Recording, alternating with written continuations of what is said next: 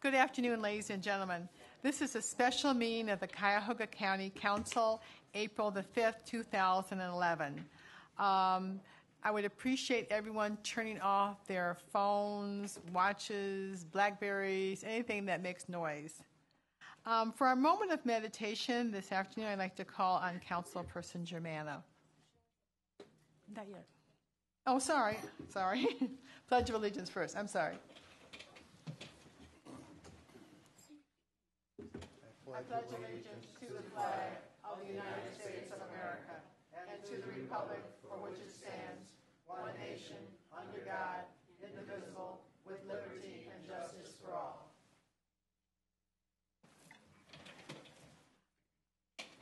I'm sorry. Now, Mr. Germano. Thank you, Madam Chair. Last week, the city of Parma lost a very popular and a tremendous public official. His name is Anthony C. Zielinski. He was our treasurer, and at the age of 46, he had a battle with cancer that he lost after 10 months. So tonight I'd like to dedicate this silent meditation in honor of a great political citizen in Parma and a great loss to Parma, Anthony Zielinski.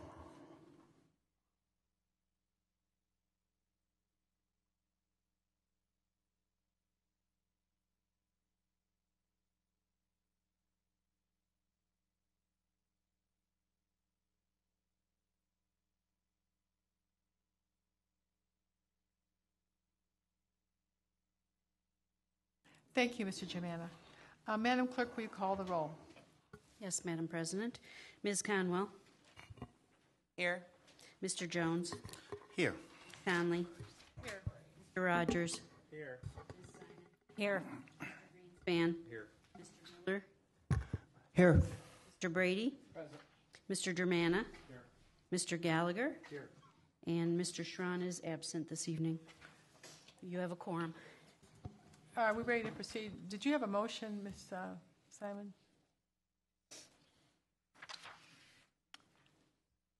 Regarding Mr. Schron. Sure. I move to excuse Mr. Schron's absence from today's meeting for the purpose that he is out of town on business. Second. Okay, all those in favor, any discussion? All those in favor indicate by saying aye. Aye. Record reflect that Mr. Schron's absence is excused. Is there anyone who signed in for public comment related to the agenda?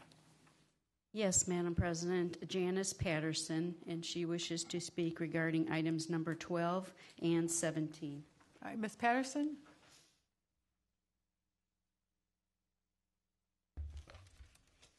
Now, I'm not sure if you get 2 minutes or 2 minutes per subject, but we'll give you 4 minutes. But we're being generous. Thank you. First, I'm speaking as a member of the Code of Ethics Transition Advisory Group. And Madam Chair and council members, I'm asking you to remove item 12 from consideration on today's agenda, which would have been an adoption of a permanent code of ethics. Not only are 32 amendments being offered at the last minute without committee review, there are issues related to the role of the Inspector General related to ethics management that need further consideration as a result of today's Rules Committee meeting. And I would suggest that you take necessary steps to keep the temporary ethics rules in place until the code is ready for adoption. Second item, as an interested public citizen, I would like to speak to item number 17. I question the decision to include the verbatim public records policy in the amended personnel Human Resources Policy Procedures Manual. The agenda adds it as an 18.05 item. It seems to me it would be sufficient to merely reference that public records policy there, and then when changes are needed in the public records policy, the Human Resources Policy Manual doesn't have to also be changed at the same time. Thank you. All right, thank you. Madam President. Mr. Miller. If I might, I would like to comment on the second of the things that Ms. Patterson brought to our attention. All right, do you want to hold it till it comes up, or go ahead and comment now? The comment is that is that exactly what you would suggested would be my preference if it's allowed. However, the Ohio Revised Code is very, very specific on this point, and I'll quote it as close to I can possibly quote it. It says that that if a public office has a manual of policies and procedures that it distributes to all employees, then the public records policy shall be included in the manual. So we're only doing what the state law requires us to do.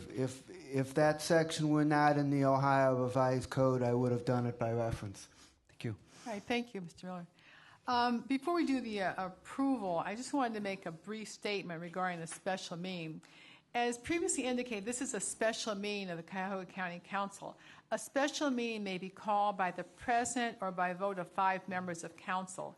Special meetings are provided for in Rule 5E of Council Rules. Regular meetings are established by rule of council and are scheduled for the 2nd and the 4th Tuesday of each month. A schedule of those meetings is published annually. In this case, I have called a special meeting and proper notice has been given. The reason for this special meeting is the necessity of having legislation adopted, contracts approved, and confirmation of 2 nominees for cabinet-level confirmation. When we have a special meeting, you will note that each resolution or ordinance proposed is adopted under suspension of the rules. The public may inquire as to the reason for the votes for suspension of the rules and wonder if we are doing something extraordinary. By way of explanation, I would like to refer to the County Charter Section 3.10, subsection 4, which provides that no ordinance or resolution shall be passed or adopted until it has been read either in full or by title alone at 3 different regular council meetings. But the rule goes on to say that this requirement, that a matter be read at 3 meetings, can be suspended if there is a majority vote of council. Following this initial charter position, we could not pass any of the items on this evening's agenda until we had a regular meeting on April the 12th. But if we suspend the rules, we can proceed. The practice of suspending the rules and that requiring the legislation be passed at 3 meetings is very common in legislative bodies. So by having a special meeting and voting to suspend the rules requiring 3 meetings, council can continue the business of the county and allow the nominees to start their positions without further delay. So in each case, you will be taking a vote to dispense with the requirement of having the ordinance or resolution read at 3 regular meetings. I hope this explanation is helpful in explaining the procedures we'll be following this evening. Let me assure you, fellow citizens of Cuyahoga County, this council is extremely conscientious in following the charter and the rules it has adopted. We are in constant conversation with our law director to make sure that we are acting properly, but we also want those listening or watching these proceedings to understand the reason for our procedures. Thank you. We have had the minutes of the meeting of March the 22nd circulated. Has everyone had an opportunity to review those minutes, and is there a motion to approve them? So moved. It's been moved by Mr. Rogers and seconded by Ms. Simon to adopt the minutes of the meetings of March 22nd. Is there any discussion? All right, all those in favor indicate by saying aye. Aye. Opposed? All right, the ayes have it. And Mr. Fitzgerald has just arrived.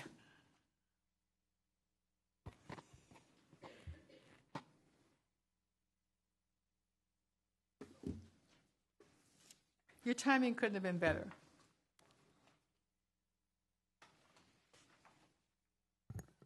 I hope there wasn't a question I was supposed to answer. That No, we just have you message from the council executive. Okay, good afternoon. There's tomorrow. There are a few things to update you on. Tomorrow there's going to be I shouldn't say the county's first state of the county address because there've been many, but it'll be the first under this new system.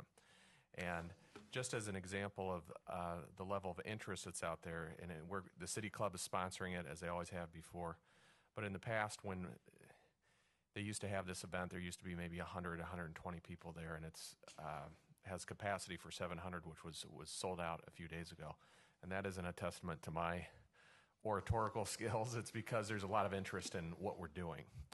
And I'm going to be providing council, actually either I hope later this evening, maybe first thing in the morning, but a summary of what I'm going to be proposing. But I want to reemphasize that the point of a state of address is to make proposals. It isn't.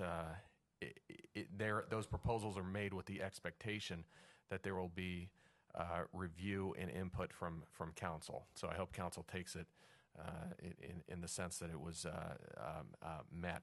There will be a laundry list of things that are both of things we've already achieved and also some things that we're going to be proposing and undertaking in the next, hopefully in the next year or so. Primarily among them is the fact that I believe that we need to take a certain portion of our revenues and dedicate them to strategic investment. In other words, I don't think our posture should be that we will just try to absorb the cuts that we know are coming from the state or from the federal government and try to limp along and make ends meet, but that we need to create some kind of capacity to make investments that are going to move the county forward in several distinct areas, namely early childhood care and education, college affordability, which we're mandated to do by charter, promoting regionalism, and most significantly in terms of a dollar commitment, economic development. And I'll be outlining a financing mechanism where I think that we can get there. A couple other items I just want to make a mention of that we've been working on in the last week or so. One is I want to let council know we have met, myself and my staff have met and had discussions with both the UAW and corporate leadership at the Goodrich facility, and we'd be happy to update you on those talks. We are. There are some disturbing signs that they may have already made a decision to leave, which would cost hundreds of very good paying jobs. And so we have started to engage them in a dialogue, and not just us. The state has been talking to them, and so has Mayor Jackson's administration. So I just wanted to inform council directly that we are working on that. One more thing I'd like to mention: that earlier today. We had a grand opening, I guess you would call it, of the current home of the Global Cleveland Initiative. We had a press conference over at the BP building, along with the other board members and so forth. And I think it would probably be appropriate at some point for council to get a briefing from the leaders of that organization, most of whom you're probably familiar with. The Jewish Federation has taken a leadership role in it. A lot of folks from the corporate side of things, Beju Shah, who runs BioEnterprise, is the chair of the Global Cleveland Initiative. But I think it would be, as we start to try to define how we make Cuyahoga County a destination for emerging immigrant populations and what role that plays in our economic strategy, I think it might make sense for council to hear what their vision is. Also, because they're probably going to be asking for money at some point. So, usually when people make these presentations, we all know what's coming, and so I think it would make sense for us to start having that dialogue with them in a public setting here. Thank you. Fine. If you just tell Mr. Ivory and we'll set it for one of our work sessions, we'd be happy to hear from him. Wonderful. Thank you. Moving on to item 8, consideration of motions of councils for first reading under suspension of the rules. Madam President. Mr. Miller. Madam President, I move that Rule number 70, requiring motions of council to be read at 2 different regular meetings of council. Rule 9D, requiring ordinances and resolutions to be read at 3 different regular meetings of council. And Rule number 13A, requiring reference to committee, be suspended. And that motions number M2011-0022 and M2011-0023 be considered for final passage at tonight's meeting. Second. All right, moved by Mr. Miller, seconded by Mr. Jones. All those in favor indicate by saying aye. Aye. Aye. All right, Madam Clerk, item 0022. Motion 2011-0022, a motion confirming the county executive's appointment of Lawrence E. Benders upon his taking the oath of office as the Director of Development of Cuyahoga County. I know, I just thought about it. Is there a motion? Move to adopt. Second. I moved by Mr. Rogers and seconded by Mr. Miller. Is there any discussion? All right, all those in favor indicate by saying aye. Aye. Any opposed? All right, the ayes have it. Congratulations, Mr. Bender.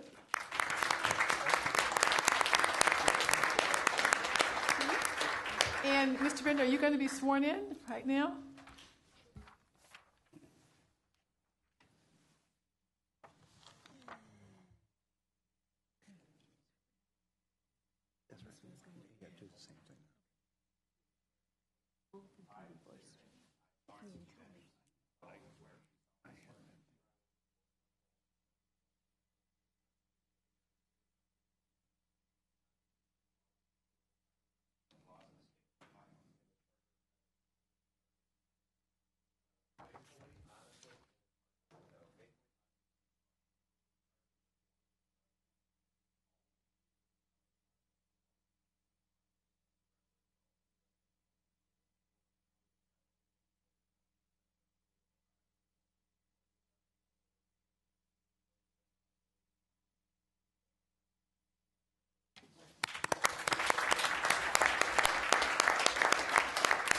Congratulations, Mr. Bender, and we expect great things. Item number 0023. Motion number 2011-0023, a motion confirming the county executive's appointment of Majid G. Makhlouf upon his taking the oath of office as the Director of Law of Cuyahoga County. All right, Ms. Simon. Madam Chair, thank you. I would be honored to move at this point to confirm Majid Makhlouf as our first Director of Law, to exercise all powers and duties of the Director of Law under the Charter of Cuyahoga County as advisor to and representative of the County Executive and Council, including without limitation negotiating contracts and representing the county in all adjudicative proceedings. I move passage. It's been moved by Ms. Simon, seconded by Mr. Gallagher. Is there any discussion? All right, all those in favor indicate by saying aye. Aye. Opposed? All right, the ayes have it. Congratulations, Mr. Makhlouf.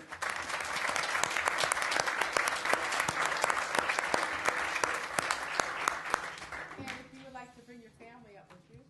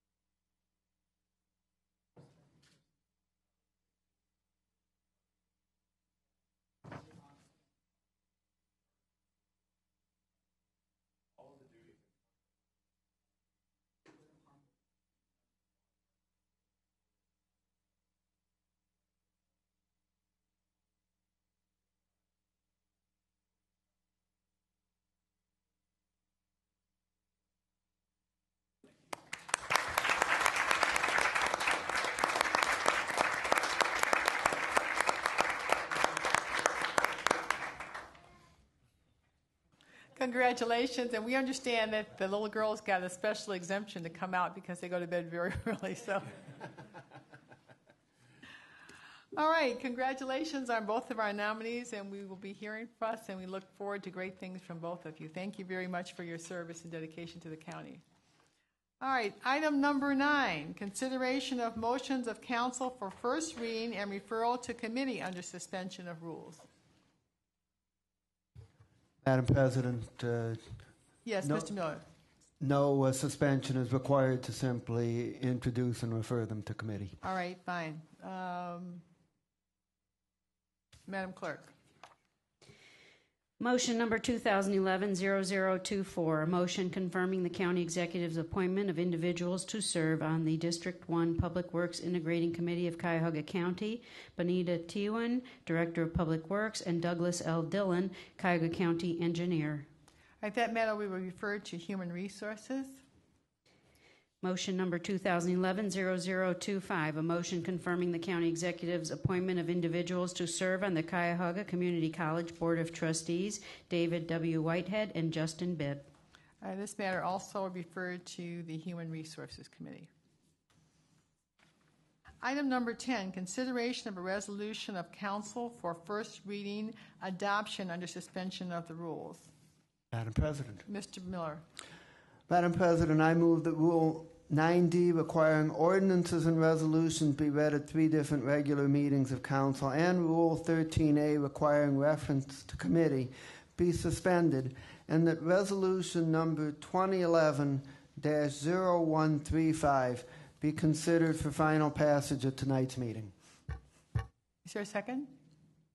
Second. Moved by Mr. Miller, seconded by Mr. Brady. Is there any discussion on suspension of the rules? All those in favor indicate by saying aye. Aye. Opposed? All right, the ayes have it. Madam Clerk. Resolution number 2011-0135, a resolution ratifying Northeast Ohio Area-Wide Coordinating Agency Governing Board, resolution number 2010-050, Code of Regulations revisions, incorporating new Cuyahoga County governance structure and declaring the necessity that this resolution become immediately effective. Madam Chair, Yes, Mr. Germana. I move for adoption. Moved by Mr. Germana. Is there a second? Second by Ms. Conwell. Mr. Germana. Thank you, Madam Chair. The NOACA Governing Board of Cuyahoga County, actually, they changed their code of regulations on a meeting adopted December 10th, 2010. This was after the adoption of the county charter, and subsequently they sent to the other counties involved, Lake Lorraine and Medina counties also. They need to ratify the changes in the governance of NOACA, and that's what this resolution accomplishes. So I move that we adopt it. And we should point out that Mr. Germana serves on the NOACA board.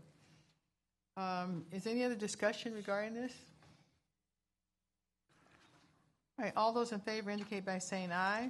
Aye. Opposed? All right, the ayes have it. Resolution is adopted. Number 11, consideration of an ordinance of council for first reading adoption under suspension of the rules. Madam President. Mr. Miller. Madam President, I move that Rule 9D requiring ordinances and resolutions be read at 3 different regular council meetings and Rule 13A requiring reference to committee be suspended, and that ordinance number 2011-0022 be considered for final passage at tonight's meeting. Moved by Mr. Miller, seconded by Ms. Simon. Is there any discussion on the suspension of the rules? All right, all those in favor indicate by saying aye. Aye. Aye. Opposed? All right, the ayes have it. The rules are suspended. Madam Clerk. Ordinance number 2011-0022, an ordinance amending Section 10 of Ordinance number 2011-0002, dated January 3rd, 2011, as amended by ordinance number O-2011-0006, dated January 11, 2011, and ordinance number O-2011-0018, dated March 8, 2011, providing certain procedures for the purchase of goods, supplies, and interest in real estate and other contracts necessary for the continuation of the usual and daily operations of the county government, to change the expiration date to May 10, 2011, and declaring the necessity that this ordinance become immediately effective. Move to adopt. Moved by Mr. Miller, seconded by Ms. Conwell. Is there any discussion? Mr. Miller.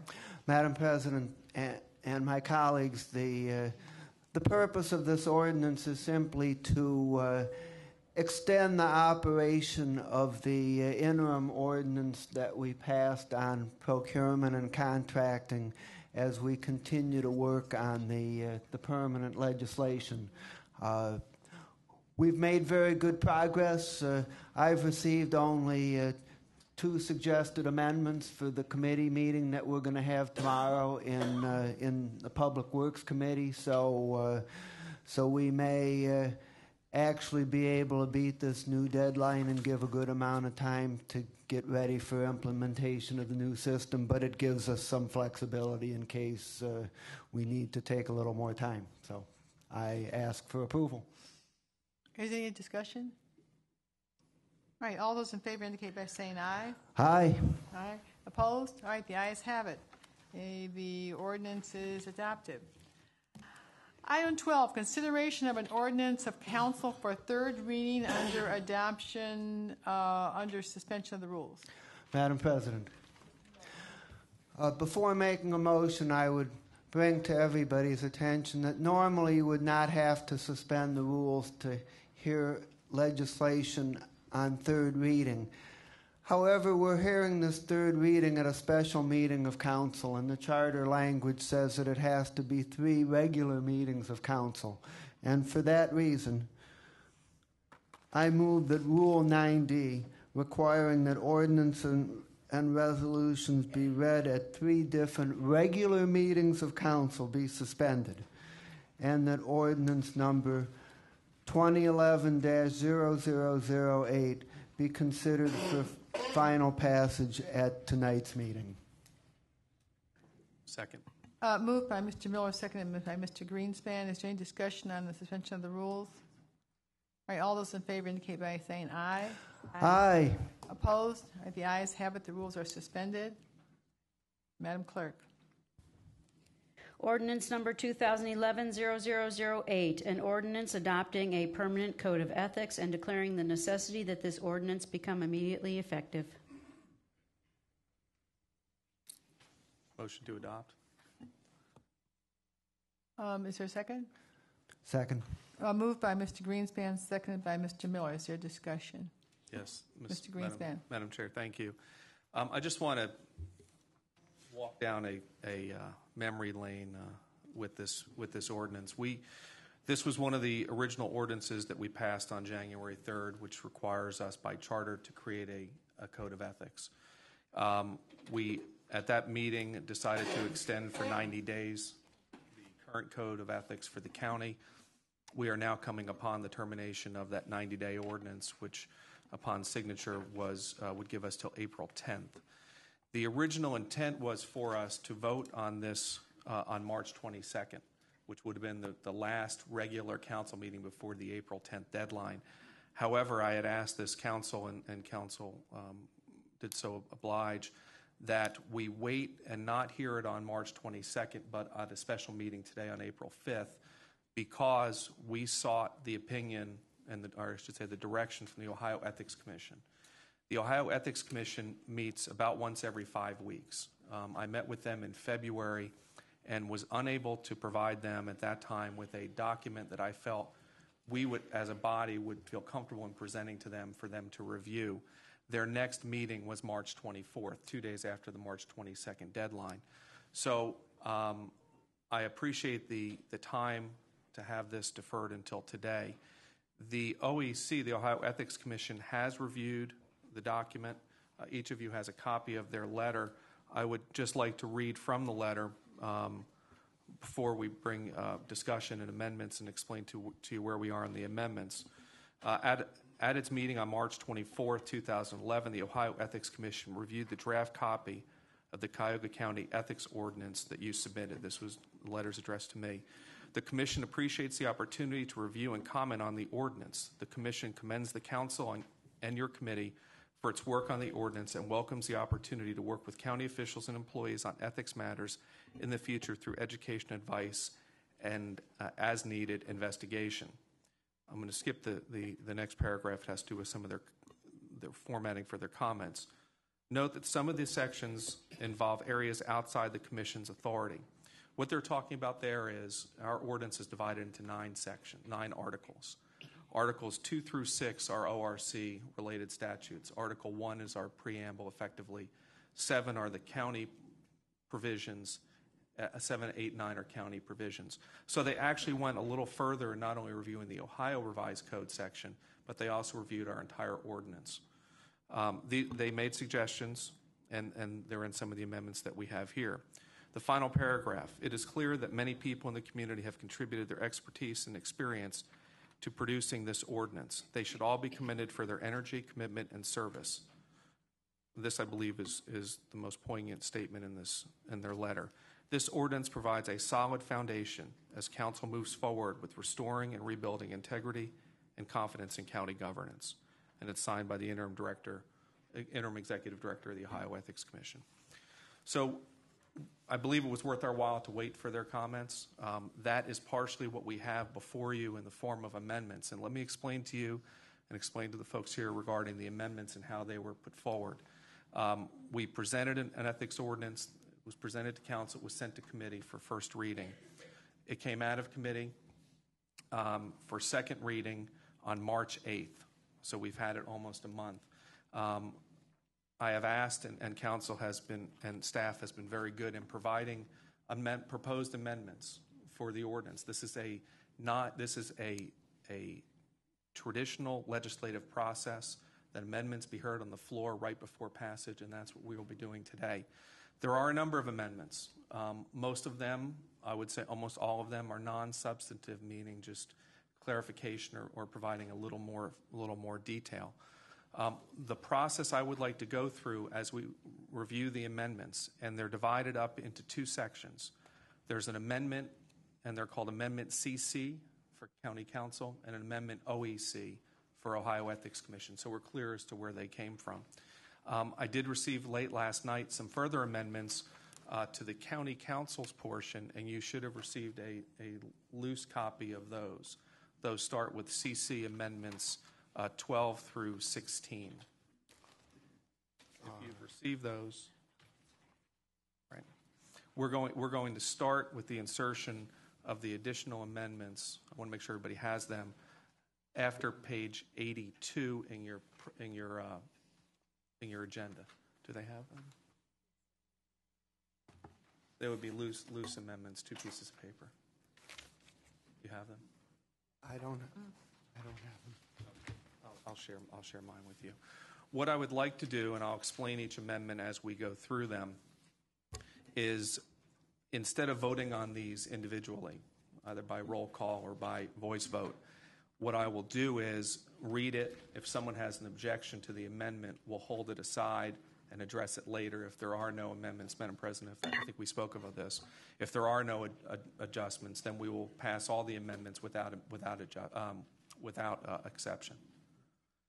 The first amendment, and let me explain to you how I laid this out, and this was under the direction of our county clerk, and I appreciate her guidance.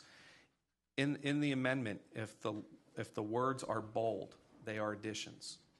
If there's a strike through, it's a deletion. That's fundamentally how I've laid this out.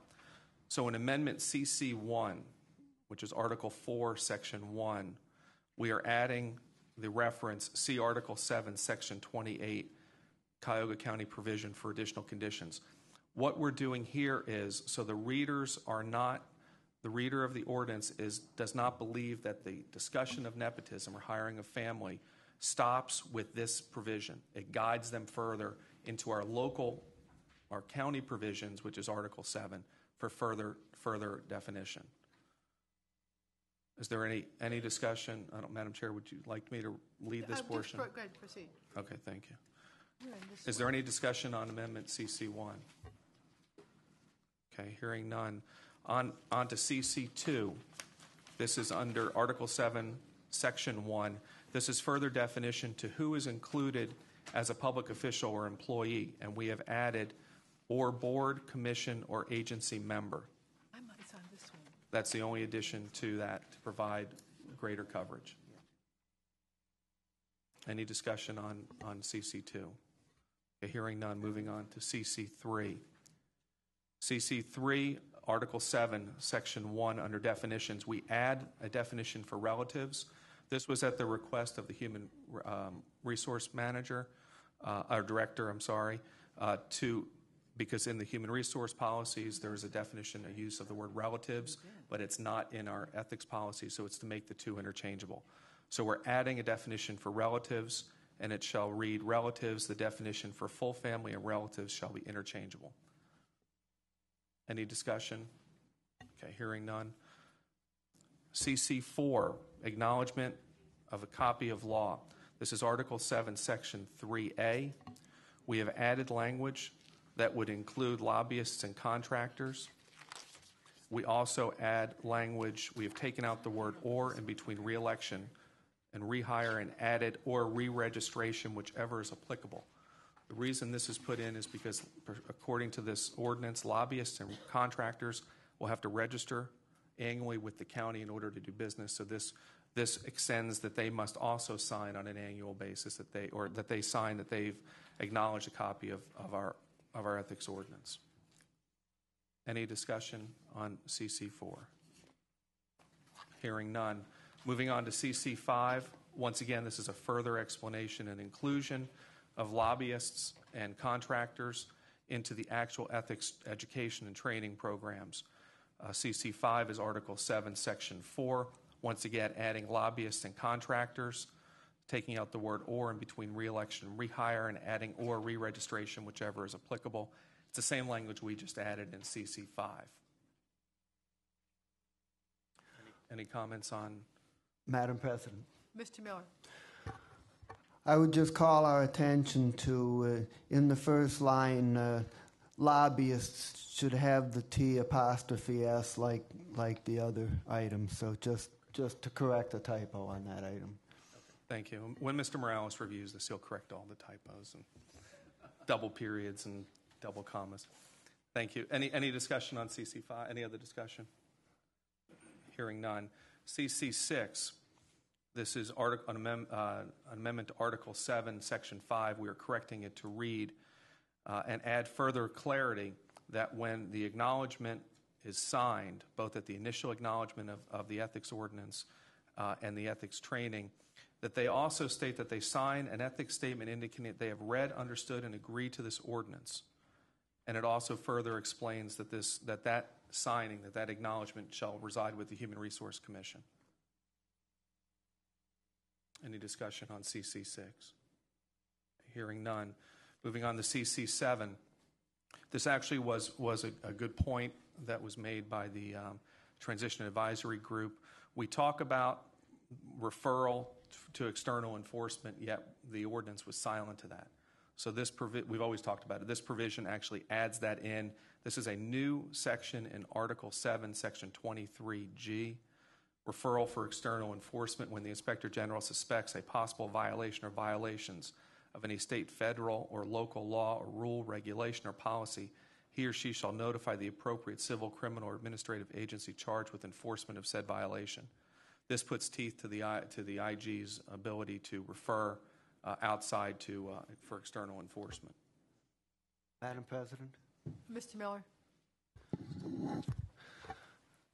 I like the concept of this section, but I think it should be more than a suspicion of a possible violation. I would suggest that instead of suspects a possible, that we put in finds probable cause for, so that it would read, when the Inspector General finds probable cause for violation, S possible, of any state, federal law, etc.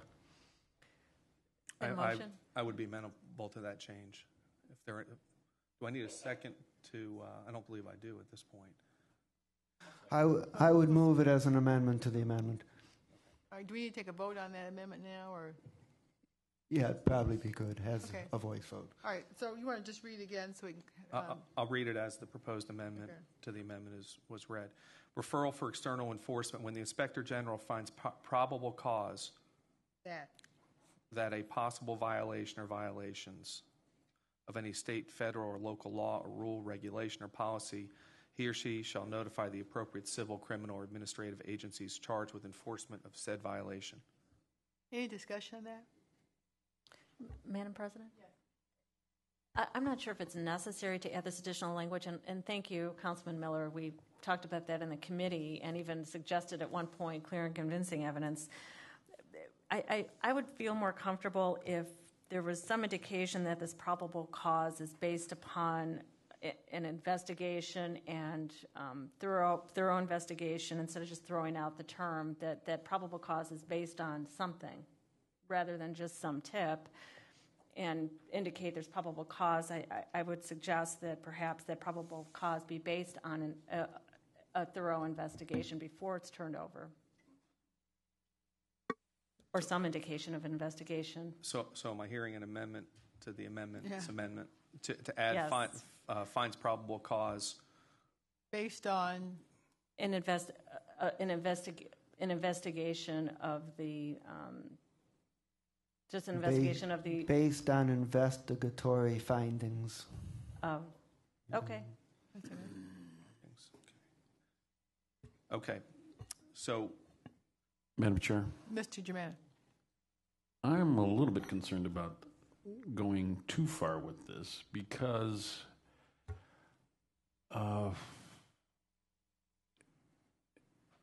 the proper authorities to thoroughly check out something, and if there's something that is when you have an investigation, if they'd have to get too thorough, I'm wondering if there's a possibility of mistakes and somebody, I'm just wondering how thorough and how convincing and how much evidence the Inspector General really knows. As long as there's probable cause, I think then the appropriate authorities, and at this point, I'd like to hear what the appropriate authorities think about how much investigation and proof and facts and so on and so forth the Inspector General needs before they turn it over to someone. Madam Chair? Yes, Mr. Simon, then Mr. Brady. Mr. Brady? Since the councilwoman will probably be responding to both of us, I guess I will go first. Madam Chairperson, I'm also have concerns similar to Mr. Germain, as in that this office of Inspector General has not been well enough defined to me to be able to understand what investigative powers the Inspector General will have. I don't know what it is. I don't want to split hairs here. It's difficult not to, though. But we're creeping into, obviously this language is in here anticipating the Inspector General's office, which has not been set up, which has not been defined, and now we're creeping into defining it, and I'm finding a level of discomfort with it. Ms. Simon? Madam Chair, I also have a level of discomfort along those lines, but as well as what is probable cause, what's that based on? This is so vague that it could be anybody calling in with a tip, and why do we need this to have anybody call in the authorities? I don't think we need a rule, and I don't think we need an ethics code to say anybody can call in, but I'm uncomfortable with the mandate that with an unclear definition of probable cause has to be based on something. Typically, there's a hearing of a finder of fact. It's not simply just somebody determining in their own head without a basis upon which to determine that. So there's a due process consideration, too, at some levels. So I understand, the other side of this, but we don't want this open to without a significant definition of what that probable cause would be based. And maybe we don't have the IG legislation in place yet to enable this to proceed in this paragraph. Madam President? Yes, Mr. Fitzgerald. I would just make the point that law enforcement agencies refer matters and information to each other all the time because they think it's appropriate. They're referring it to the appropriate agency, and although the Inspector General isn't going to be a law enforcement agent, I don't think it would make sense to define a different standard for her than any of us would have, because otherwise she may be in possession of information that is relevant. Let's say it's a very clear, the allegation anyway is a very clear violation of federal law. You don't want her launching her own investigation to satisfy a probable cause standard before she turns it over to the appropriate authorities. That would actually be a bottleneck, I think, before. And by the way, there's no jeopardy. So the due process is going to come when that a person is entitled to when they would be charged with something, but not a referral to the appropriate agency. So I do think that it's well-meaning, but I think we're starting to go down a road that would actually be a hindrance to the free flow of information. By the way, that information is we hope that information is going to flow both ways. When law enforcement agencies have information that they think is relevant for us to act on, we want them to be able to share that information with us. So I think it might have some unintended consequences. Well, my concern is that, once again, we're institutionalizing this position of Inspector General when we have not created a department. We're still, as we talked about in committee today, we're unclear as to the roles. So I'm not sure, where we should go with it. I feel that suspects is not strong enough, but we need to do something stronger than suspect. Chair, and in deference to Councilman Greenspan, perhaps this should just be placed in our discussion of the IG's role. And why is it here? Because I think when we're discussing in committee the role of the IG and the duties and all of those powers, we're discussing that separately. So I'm not sure we need this here. The reason it's there is because if we go to Article 7, Section 23, there are five provisions already stated as to what the IG is to do based on the circumstance, whether it's a letter of notification, a letter of admonishment, a letter of censure, recommendations to the executive, recommendations or notice to the Ohio Ethics Commission, or even referral. I'm sorry, there were 6 referral to the for additional ethics training. So this is one of the penalties that are spelled out as it relates to violations. I think it's important that it be included. So, one of the reasons you hand out an ethics manual or an employee manual is so employees and people understand what's expected of them and what they can expect from the organization. I think this spells it out nicely, and I believe that this provision gives the external expectation here. Does it need to be here in total? No. I mean, to be candid with you, none of this needs to be here. It could all be thrown into the Inspector General's ordinance. But if we're going to have the previous 6 in here for consistency, I say we add this one in as well. It's an expectation. Madam Chair? Yes, Ms. Simon. I think just the word suspects and is a little troubling. Perhaps we could have knowledge of a possible violation rather than I think there's a difference, and maybe it's a nuanced difference. And that's fine, and I'm willing to entertain another word that would achieve the same objective. I think that's what we're trying to come up with now. I continue to maintain my continuing objection to these references to the Inspector General when we have not created the position. We don't know where we are on this. I think all these should be deferred until we establish the position and the parameters of what this Inspector General is going to do.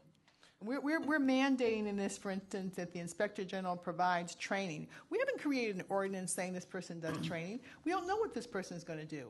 I just think we're taking the cart before the horse. We're putting this stuff in this ethics ordinance. No, Madam President, training is under the responsibility of the Human Resource Commission, not the Inspector General. Then why are you putting in here that she does train?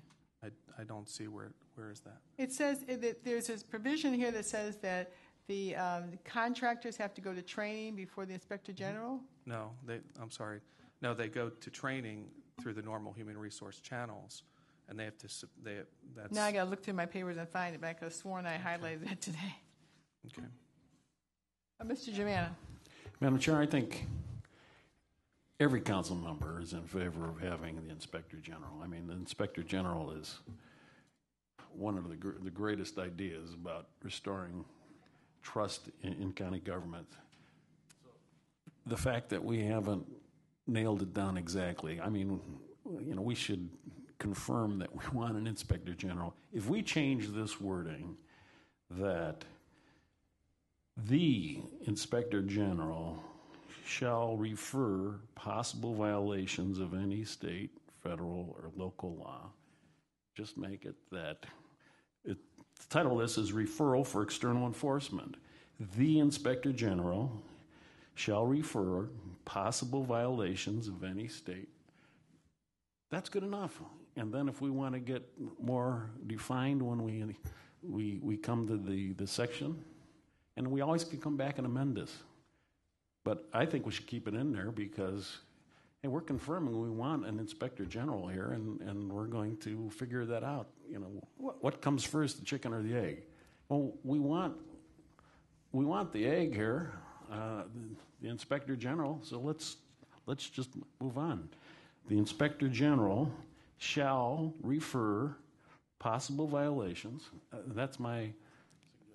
Well, Mr. Germana, there is some consensus. There's a desire to have some oversight here, but the question is what size egg we're going to have. Now, we're in a committee meeting today. They're talking about $1.5 million for Inspector General. I cannot vote for that. I cannot go back to my constituents and say that we're going to have a department with 8 or 10 people, $1.5 million a year. I have no problem with some oversight and an Inspector General, but we have got to define this role. Until we define this role, we cannot give someone a license to go out and interfere into the private affairs of our citizens and impinge on their possible constitutional rights. Madam Chair? Yes. If some dutiful employee, as it says later on, within 5 days, within 5 business days of an event in question, you're supposed to bring. If someone gives the Inspector General a tip, and then she refers it, or he or she refers it, doesn't cost anything. I mean, we've got the Inspector General. This doesn't set up any budget. We have the concept of the Inspector General. Let's just keep it. I'd like to see this passed that the Inspector General shall refer any possible violations. That doesn't cost anything. It could cost the constitutional rights and the rights to privacy of citizens because we do not know whether or not this information going to the Inspector General at this point is a public or private record. Anybody can make any allegations, go to the Inspector General at this point, and someone could come in on the Public Information Act and demand that information. And someone's reputation could be besmirched.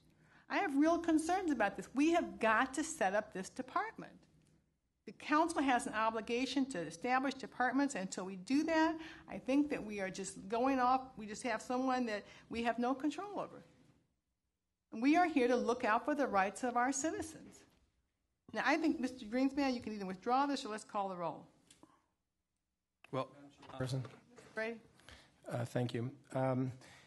I don't see anything in this language that concerns me, and I have expressed my own concern in today's meeting and previously about the role of the Inspector General. I don't see anything in the language in front of me that concerns me that this department would become too expensive or too expansive in its role. However, I would say that I would also ask the councilman to consider removing all language having to do with the Inspector General until the council is completely satisfied. Well, Madam President. Yes, to Mr. Greenspan. Mr. Brady, if we were to remove the Inspector General, then to whom does that responsibility reside with? We can propose legislation regarding the Inspector General in the next, whatever, period of time. But if we pass this today, then and a complaint comes in tomorrow, who does it go to? She's gotten complaints now. I don't know what she's doing with them. Well, I would make the argument that, not the argument, an argument of a debate, that the Inspector General, although I do agree that the creation of the department is, we need to get it done, has been appointed by the executive, maybe not as an Inspector General, as an agency, as we will further delineate in subsequent legislation, but has been appointed. And as I read the charter, the county executive has the authority to create that department. I don't know, or that position. Madam President. Not the department, I meant the position. Madam President. I corrected myself. Madam President. Yes, Mr. Fitzgerald. First of all, under the charter, the county executive is allowed to hire such staff as he or she deems fit in order to get the job done. One of the jobs we had to get done is to try to restore some trust that we were taking the corruption allegations that have rocked this county for a couple years seriously. And we're totally open to having discussions with you about what process we're going through to do that. We've had a lot of very productive conversations with local law enforcement, everything from BCI to the U.S. Attorney's Office to our own sheriff's office. And it's in with my purview to hire that person that I thought was qualified, and I think we hired somebody that was. And for you to make a statement saying you don't know what this person is doing, as if they're running wild or something, I think is unfair to the person. First of all, it's unfair to us. It's unfair to the communication that we've had with council, and you in particular. And it's unfair to the person who is a pretty distinguished federal prosecutor that holds that position. I understand what you're saying, that the role of the department needs to be defined. That's true. And there are things that can be fine-tuned about that. But I think that it would make sense to be a little bit more temperate in the way that we describe this, because the message that's going to go out to the public is that it's a greater threat to have an Inspector General to somehow people's individual liberty than it is to try to have a process here where we're going to try to do things differently and actually follow processes and procedures to prevent corruption. And we have set up internal processes. Now, we didn't propose legislation for a department, but once the legislative process started, we're participating in it, and we'll continue to be cooperative with it. Well, Mr. Fitzgerald, you need to send us some legislation. Ma'am, our point of view was if council has expressed the opinion that they believe that there has to be enabling legislation to define each department. I hired an Inspector General. I didn't say I was creating it as a department.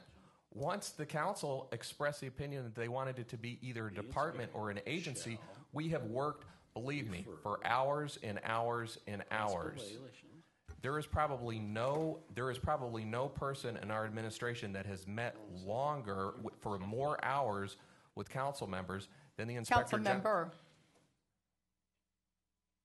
With members of council than the Inspector General has. And we'll continue to work with you on that. But now, if you wanted us to dictate it to you, we could do that. We could say, here, pass this and take it or leave it. But there's an established legislative process that we have been more than cooperative with. But I think that process needs to be respected. There's nothing in the process of an Inspector General where all of a sudden people's civil liberties are being violated, because any of us that receive information about possible criminal violations or corruption have a duty to turn that over to the proper law enforcement agency. And that's the way that we've handled it. What we did was, instead of us, and by the way, even during the transition period, the transition team started to get information about possible improprieties. Now, we could have done that and made it my call, or we could have established an Inspector General's office as soon as possible. Because that was a crisis situation, in my opinion, to have somebody that had some credibility from law enforcement and bring them in as soon as possible, so that I personally wasn't deciding what was going to be forwarded to BCI, the sheriff's office, or the FBI.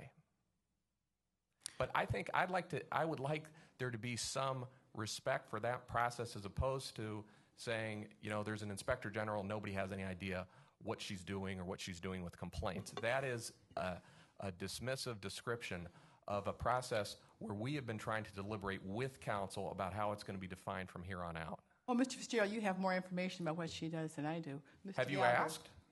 I'm in my office every day, Counselor. Have you asked?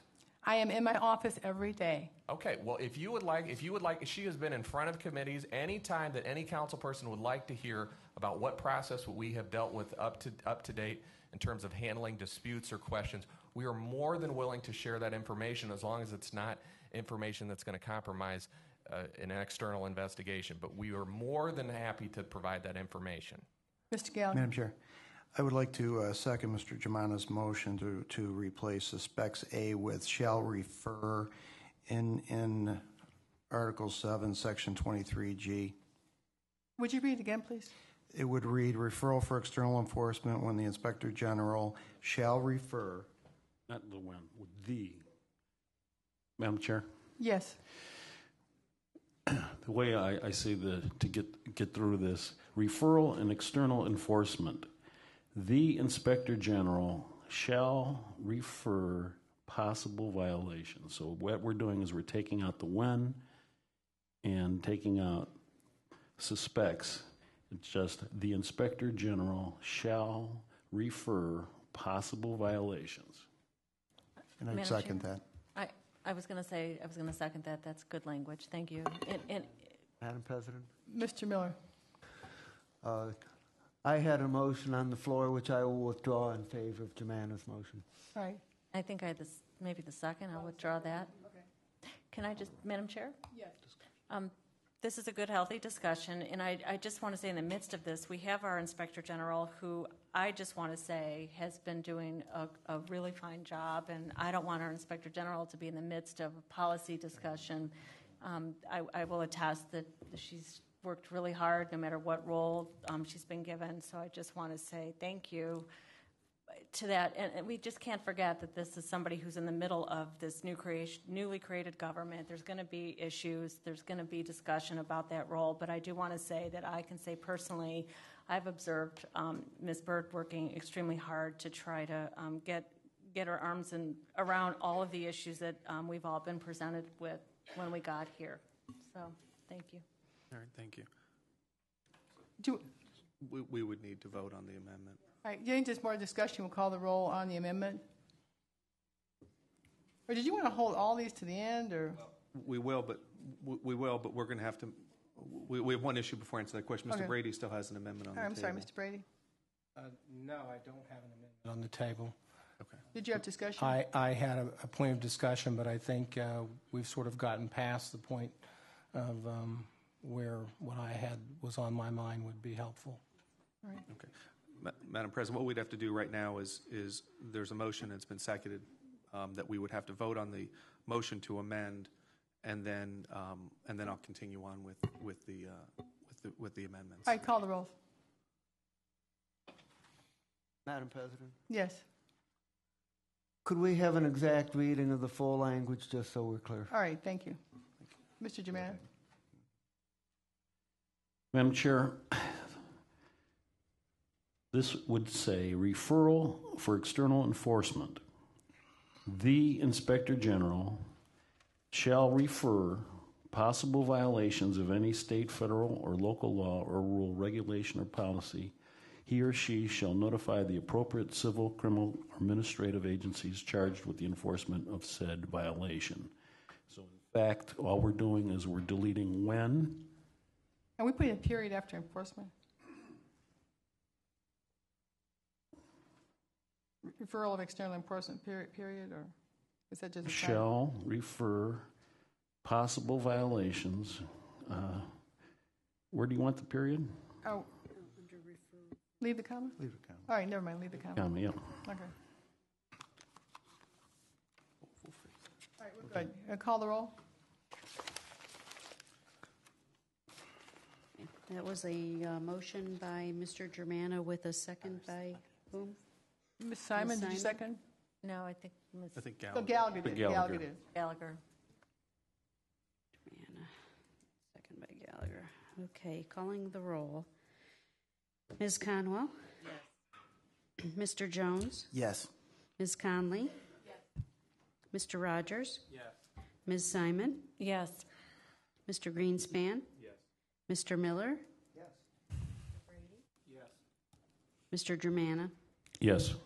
Motion carries. All right, that's so amended. Thank you. Mr. Greenspan. I'm almost fearful to ask, is there any further discussion on CC 7? Okay, hearing none, I'll quickly move on to number 8. Number 8 has to do with lobbyist registration and reporting, dealing with the signed ethics statement. We are just adding here, what's being added is signed ethics statement and training. So we're adding and training, and at the end we are adding end-to-end ethics training within 15 days of approval from the Inspector General. This is consistent with ORC language that all public officials and employees must, within their first 15 days of engagement with the county, sign an acknowledgement of copy and training. So we're just extending this to lobbyists. I will also make the statement that CC 9, which precedes, which is following this, relates to contractors, and it's the same amendment in both, same changes in both amendments. Is there any discussion on 8 or 9?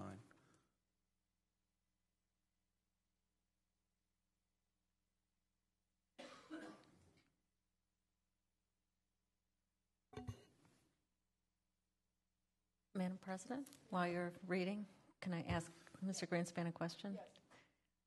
Who's going to, so within 15 days, there'll be training available by the human resource person? Yeah, that will always be available? Yes. Okay. There will be new employee training, training, which will include ethics training, new employee orientation, which will include ethics training, and then the lobbyists and contractors will participate in that training. What happens if they come on board when there's not a training? I'm just assuming it can be done without a lot of formality. Yeah, the expectation is there'll be a training, because training will be every 15 days. So if they start on the first, so if they start on the first, training will be on the 15th. Okay. Well, the other fallback to that is the Inspector General could delay a day or two the approval of the lobbyist or contractor to coincide with this provision, if need be. So there is some control there. Just a quick question, Yes. clarification. So they attend the ethics training 15 days after they've been approved to act by the Inspector General? After they've been approved, correct, by the Inspector General. So she has to approve persons to be contractors or lobbyists with the county, correct. And is there a format for that approval? I mean, have we established the way she approves people? Not in its entire, no, it's not. However, the provision is to prevent contractors who have been banned for whatever, as an example, who have been banned from, or lobbyists who have been banned from the county for whatever reason, for an ethics violation or what have you, from continuing to do business with the county. Okay, so we adopt this tonight, and someone comes in tomorrow. What is the procedure that the Inspector General would follow to approve that?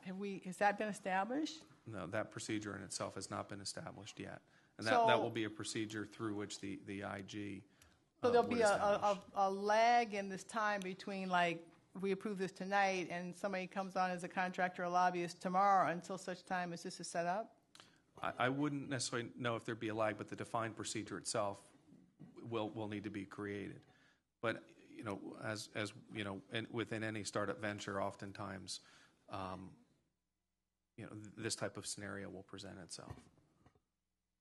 If we waited to do everything, we would, as the statement I've used, you know, we'll be paralysis by analysis. We will wait too long before we get anything done.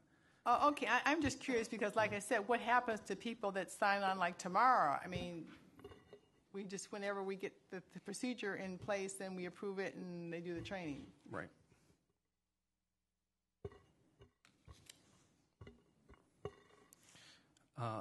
Any further discussion on 8 and 9?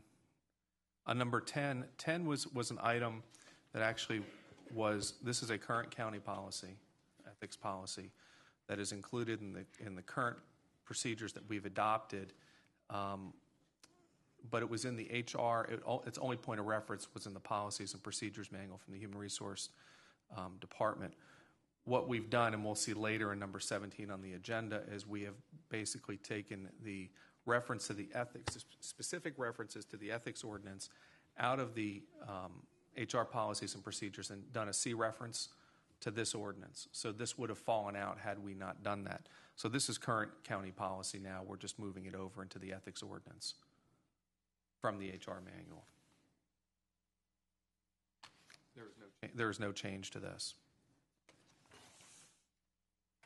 The any discussion on 10, CC 10? On CC 11, this is Article 8. This has to do with the Human Resource Commission, talks about their responsibilities. Human Resource Commission shall be responsible for ethics, compliance, and training for the county. We are just amending education and enforcement, since the HRC will do some enforcement, but the enforcement's more compliance than actual enforcement, not to be confused with external bodies handling enforcement.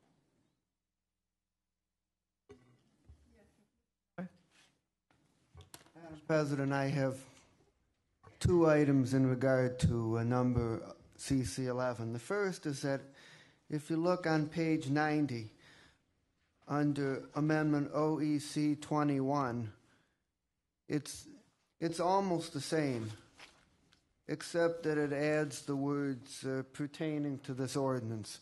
And so I just want to get clarification on which of those two versions we want to use. Well, I'll take that's a good catch. And as I was pulling this together, I didn't capture that.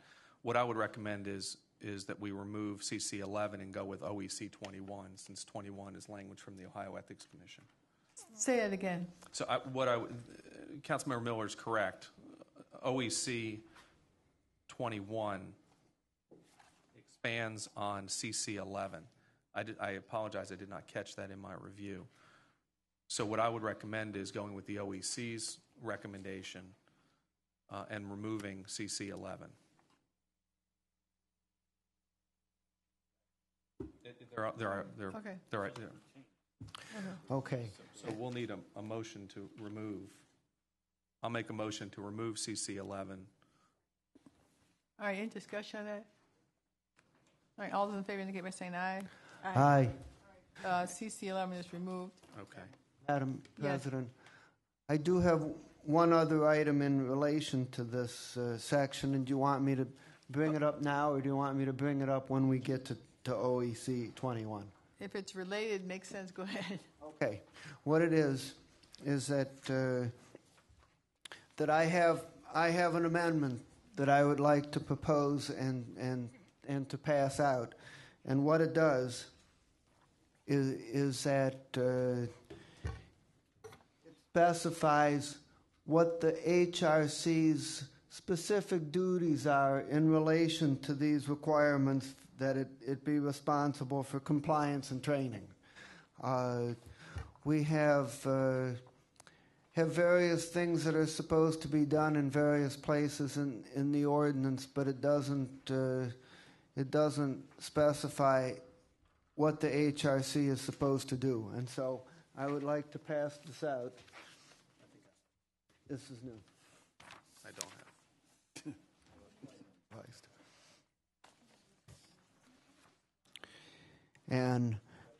And what it does is it just lists the things that have been provided for earlier in this ordinance that are things that the HRC should do. And one is to provide copies to all employees of the ethics laws. 2 is to ensure that employees acknowledge in writing that they've received the materials. 3 is to conduct ethics trainings programs. 4 is to post the whistleblower policy. 5 is to provide a process for appeal of disciplinary action taken by the Human Resources Department. 6 is to write and send letters of notification, admonition, censure regarding ethics law violations. And 7 is to take other actions necessary to perform its responsibility for ethics compliance and training for the county pertaining to this ordinance, except for actions specifically assigned to another unit of county government. Madam Chairperson, Mr. Brady. I would like to, if possible, I would like to hear from someone in the administration about this, about their amendment. Yeah, why don't you come to the microphone? She may need a copy. Good evening. If I could have a copy of that, that'd be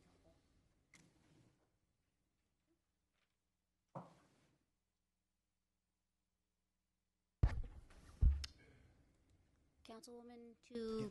Councilman Brady, any particular ones you want me to address? No, the point is, I want you to respond. If you can respond to the amendment, I'll feel more comfortable. I can. Your opinion about this? I can, Councilman. Thank you. With respect to the postings, actually 1 through 4, I'm comfortable with, in that what the HRC would do is direct the HR department to do these things, and then I would report back on behalf of my department to the HRC, probably through some kind of reporting mechanism, to show them what training has taken place quarterly, how we've complied with the ethics training pieces of it, and then if you felt like you needed a copy of that report, there would be no issues there. So that's sort of something that I'm working out with the HRC. We're meeting again on April 13th to kind of hammer out their rules and regulations and how they want to do these things. The only one that I do take some interest in and possibly some dispute is the 5th one. The reason being, with respect to disciplinary actions, and I will defer to Interim Law Director Ed Morales, I think previously in committee I had explained that civil servants certainly have a built-in appeal process and rights that will be reviewed and either adopted. Currently, the HRC has adopted Ohio Revised Code 124 in the interim, but there are appeal rights for civil servants. And certainly the union employees have appeal rights that are governed by the collective bargaining agreement. I think to give the employees an additional body to appeal to would create forum shopping, but I will defer to Mr. Morales if he has a different take on it. Mr. Morales. Madam Chair, to the director, I think that certainly the way this is drafted, the Human Resources Commission could, in outlining their process, simply state that the appropriate appeal for individuals covered by a collective bargaining agreement would be the grievance procedure of the respective contract. So this amendment doesn't necessarily indicate that that there would be a separate process above and beyond whatever the collective bargaining agreement calls for. So that certainly can be dealt with. I don't have any problem with this proposed amendment. It allows the Human Resources Commission or calls for the Human Resources Commission to adopt a process for appeal of disciplinary actions, and presumably they will be doing that for all disciplinary actions for individuals who are in the classified civil service. So the question is whether or not you are intending to require the Human Resources Commission to adopt a process that would give an avenue of appeal to individuals who would not necessarily have such an avenue because of their unclassified status. So that's an open question based on the language that is being proposed. That would trouble me. Mr. Herr, I just have a question. We have not established the Human Resource Commission, and you are in the process of establishing or drawing up their rules and regulations. Is that where you are in that process? That is correct, Madam President. Okay, and so you don't feel these would unfairly impact on what you've already prepared, or? Well, Madam President, nothing has been prepared yet, so I would want the Human Resource Commission to at least get a chance to review these to make sure that they are comfortable with the application of these rules. That was my question.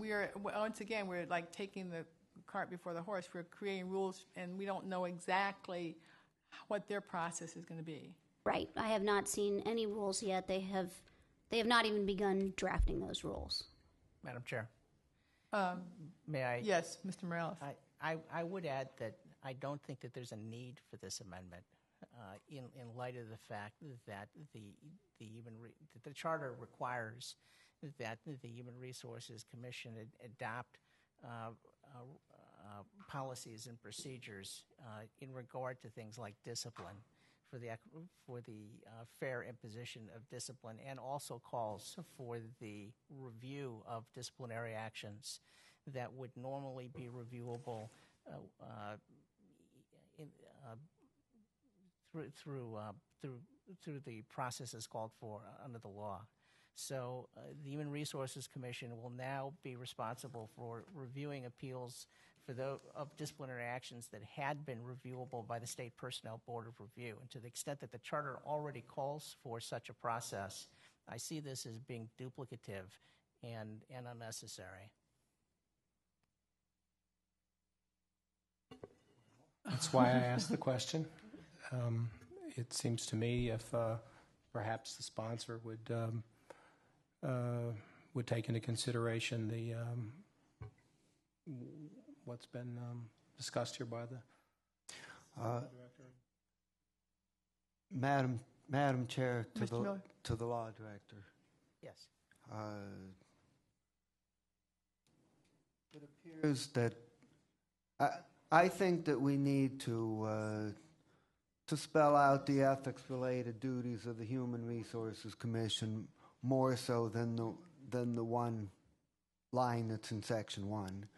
It appears that the major concern is about Item 5. Correct. My question is whether you feel that it would be a useful amendment if Item 5 were deleted, or whether you think that the whole thing is unnecessary. You're asking for my opinion? Mm-hmm. I can see that there is value in the other components of the amendment, certainly. Okay. Madam President, I actually did not make a motion yet on this, so I will make a motion to add this language with the exception of number 5, and that number 6 and 7 would be renumbered accordingly. Madam President? Yes. Well, is there a second? Second by Mr. Rogers. Moved by Mr. Miller, seconded by Mr. Rogers. Ms. Hara. The only other point I would address in response to Councilman Brady is number 6. Write and send letters of notification, admonition, and censure regarding ethics law violations. Some of those might come from the Human Resource Department through the HRC's directive, but some might also come from the Inspector General's office working with the Department of HR. So I would just want clarification, because this is all encompassing in number 6, and it appears that the HRC is either directing 2 departments to do it. I just question the responsibility of number 6, that's all. I might need some clarification. My question is the disciplinary function of the HR separate and apart from the function of the Inspector General, or do they work together? The way we have it set up as a proposed system is that some of these complaints come through the HR department, some of them go directly to the IGs, others come to directors. What my understanding would be is that these complaints, if they come to the HR department and through objective analysis, I determine that they need to go to the IG's office, then the investigation would be completed. Upon completion of that investigation, the recommendation for discipline would then be shared. You get slow down. You said Sure. you got the information. You would do what now? upon completion of the investigation, Which investigation? the IG's investigation, if it was something that had to do with fraud or criminal nature, not a pure employment matter. And that's why I think we have some experts who can make the distinction between those. Then the discipline would come through my department following the investigation. It is not the Inspector General who would dictate any terms of discipline. But there are matters that might be disciplined in that department that it would not be appropriate for my department to investigate. Okay, there's just lines here that are very fuzzy to me. Madam President? Yes, Mr. Miller. My colleague, Mr. Greenspan, suggested a slight clarification, which I think would answer the situation. Simply to write in number 5, write and send letters of notification, admonition, and censure regarding ethics law violations when applicable. Suggesting that in some cases it would be applicable for the HRC to perform this role, but in other cases it might fall upon either the Inspector General or the Human Resources Department. I think that's better. Okay. I second his amendment to that. Okay. All right, is there any further discussion? Mr. Brady? I would just ask that the law department take a closer look than we could possibly do in 15 minutes of discussion at these sections. I mean, because once again, we're creating rules for the commission that doesn't exist yet, and then we're giving directions to the Inspector General, whose role is not clearly defined yet. So I'm just confused as to where we're going.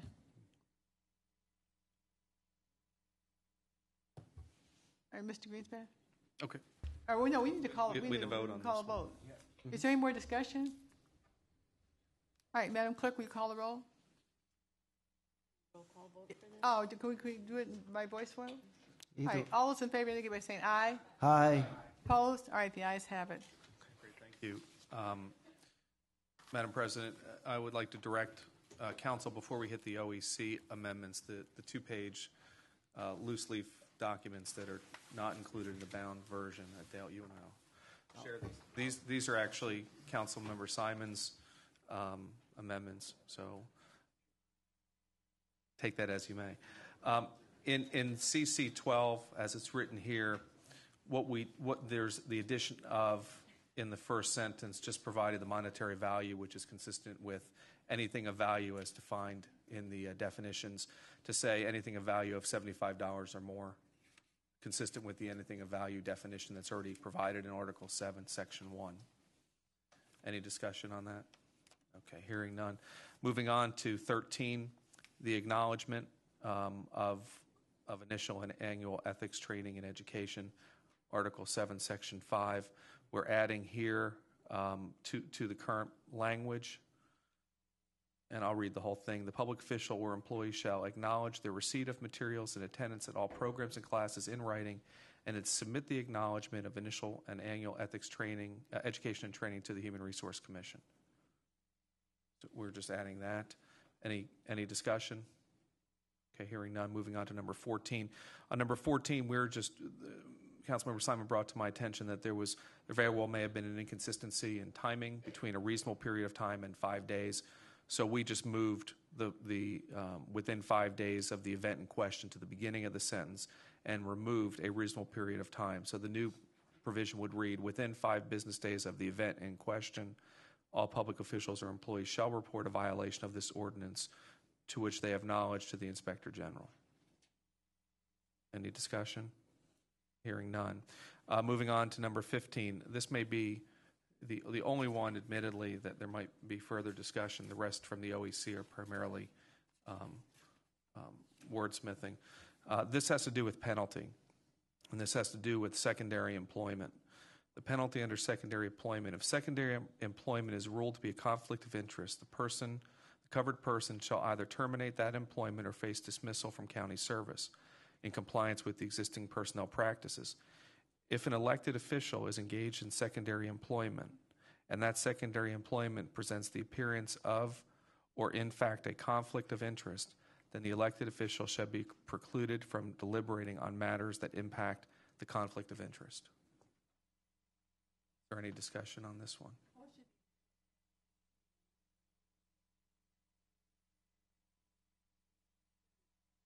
Second line from the bottom. Got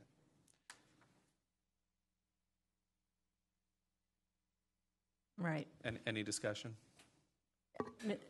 Madam, yeah. Madam President, to Mr. Greenspan and Council, the only purpose when I was reviewing the original language and the penalty, it really did not speak to public officials. It's really just talked about dismissing employees. So I just made that distinction. Between elected officials. Right, Yeah. and employees. Very good. Okay, thank you. We'll now move on to the OEC amendments on page 83. These I would hope would go faster. There's one more, Oh, did I miss? Madam President, to Mr. colleague Greenspan. Oh, it's on the next page. I apologize. Under misuse of Amendment 16, Article 7, section regarding misuse of official position. No public official, we're striking language, no public official or employee shall suppress any public document, record, or report, or any other public information. What we've struck, basically available to the general public, is redundant with the public records policy, and we're just taking out, it might tend to unfavorably affect their private, financial, personal, or political interest. We don't really care what interest it violates. It's just, it should be removed. It's just a general statement. Thank you. Madam Chair, before, just a question to Councilman Greenspan with regard to these Simon amendments. There were 3 other ones that I wanted to discuss. Do you want to wait till after we go through the OEC? I mean, if we're going to pass this tonight or discuss, there were 3 other items. So you just let me know at what point in your presentation you want me to raise those 3. Okay, let's go through the OEC. Okay. And then bring them back. I'm not sure I have those. The ones that I wrote out to you, I raised some issues. One was just pretty simple. The other one was the consideration and being nice section. Let's do the OECs, and then we'll come back to amendments off the floor. That's right. And what I'd like to do, Madam President, is once we get through the written amendments, deal with amendments off the floor after we pass these. All right, OEC number 1. Now, these are the recommendations coming out of the Ohio Ethics Commission, which I thought was very helpful that they not only reviewed the articles that pertain to ORC, but also they provided comments to our local provisions.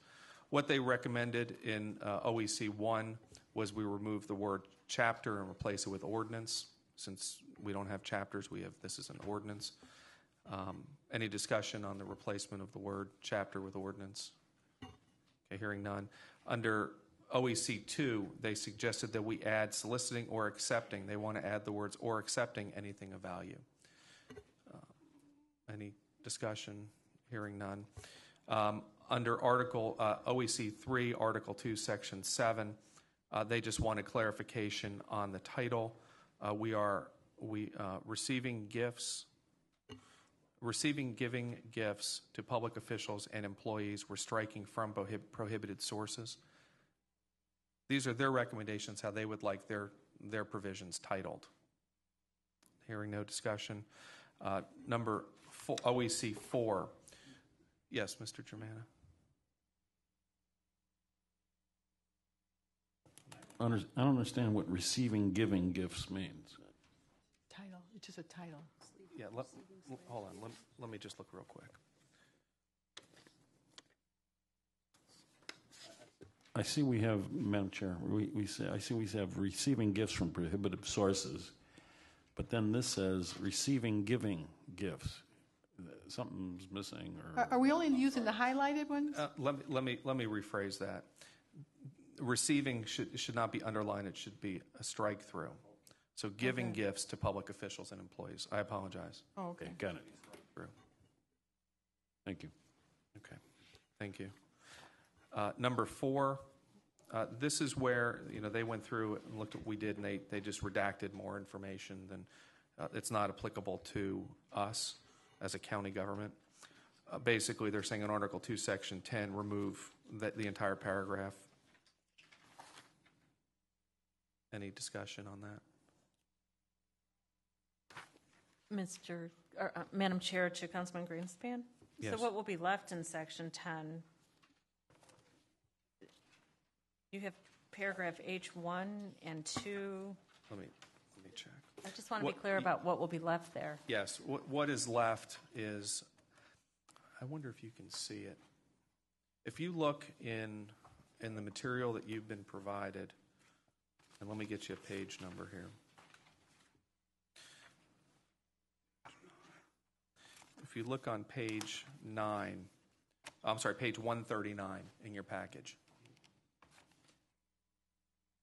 I was looking at page 9 in that other set, but that's ORC, right? So, Yeah. 139. Look at page 139.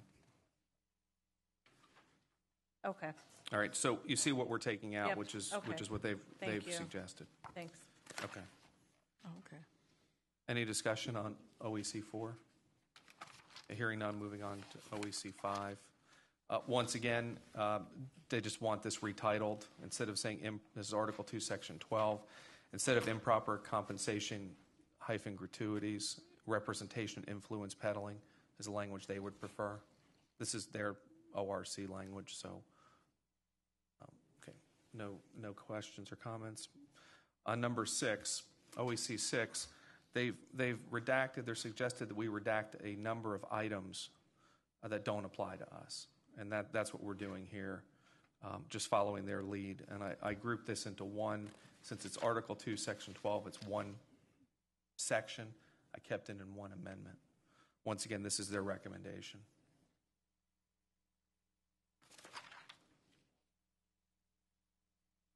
Any discussion on 6? Okay, hearing none, moving on to number 7. Number 7, Article 2, Section 13, under failure to recuse. They felt that the last portion of the last sentence was not necessary.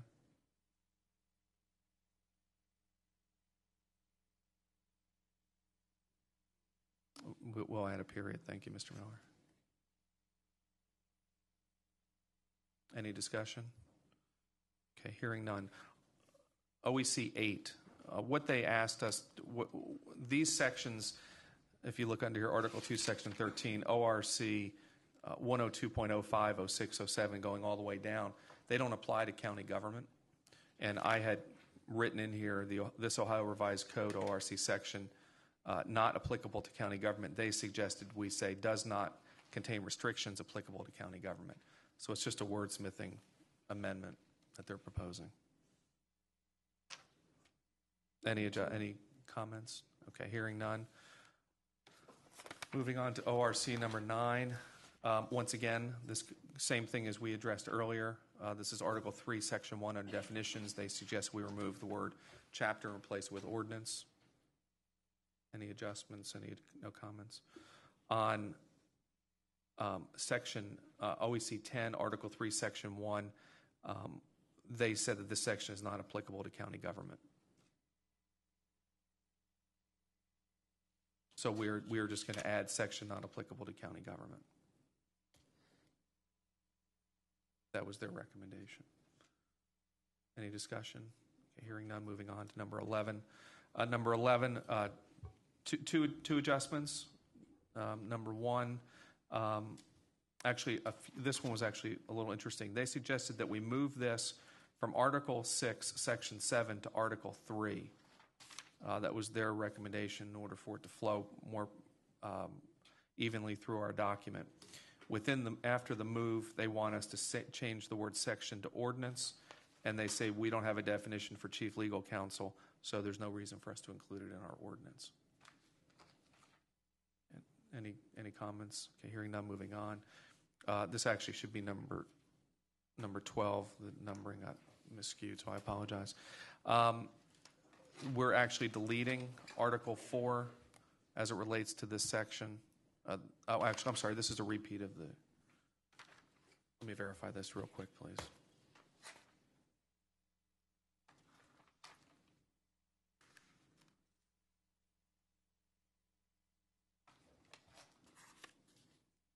I believe that they wanted, when it was moved up from Article 6, Article 4, Section 7, it provided a duplication, so we're just removing it from the mix. It's actually a continuation of Amendment 11. On Amendment 12, this I thought was very good. This is now where they're commenting on our ordinances, on our provisions. Under Article 7, Section 1, they asked to provide more clarity that we use the words after definition as used in this ordinance. So it provides more local jurisdiction for us. Any discussion? Okay, hearing none, moving on. Number 13, under Article 7, Section 11, duties of public officials. Once again, it's just wordsmithing, and actually I think Ms. Simon would appreciate the language they added as it relates to constitutional rights. I know that was a discussion point during our committee meetings. They want to remove the word, recommending remove the word to and replace it with, and add in the section regarding the Fifth Amendment of the United States Constitution, rights of those accused of violating this ordinance are not violated. So they're removing the word is and making it are. Any discussion on this one? No, thank you. We're almost done. Number 14, this is Article 7, Section 16, misuse of official position. There's a recommendation to remove language from our ordinance. Any discussion? Okay, hearing none. Number 15, Article 7, Section 16. This is subsection D. They've asked that we add the language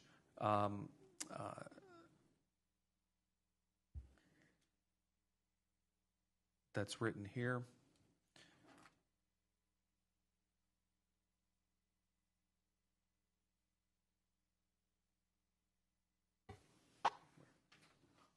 Yeah, there's a spelling. There's a typo in the word statutes. We will correct that. Any discussion? Okay, hearing none. On number 16, the question was, and actually I believe the Ethics Transition Advisory Group brought this question forward as well, regarding the conflicts of interest. Who are they reported to? They report them to, or alleged conflicts of interest to, the Inspector General in Section A and in Section C on top of page 89. And in Section B, the matter before instead of the matter of the county, they're suggesting that the language be changed from of to before. Any discussion? Okay, hearing none, moving on to number 17. In number 17, I believe we had some discussion regarding intentionally under penalties. This is Article 7, Section 23.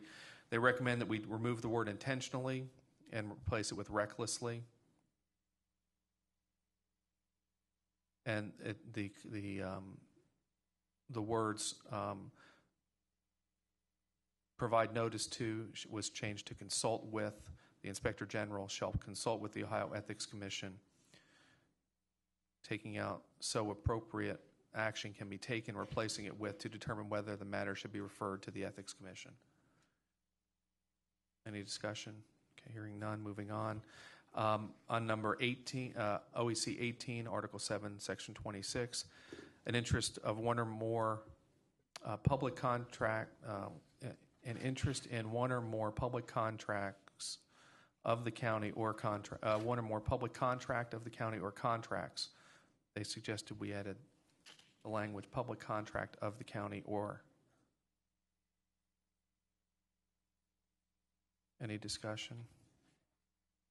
Okay, hearing none, moving on to number 19. This is a deletion of the duty to recuse a meeting, Article 7, Section 27, subsection C. Any discussion? Okay, hearing none. Mr. Miller. To Mr. Greenspan, why did they recommend deleting this section? Provide an explanation here. Sometimes they gave a very in-depth explanation. Other times they did not. It's adding it. Section 26. Mr. Greenspan, are they deleting everything that's lined out and then adding the bold print at the end on page 12? Yes, they are. No, I'm sorry, Madam President. That's number 20. That's a separate amendment. Oh, sorry. Let me try to identify 27 and see if they.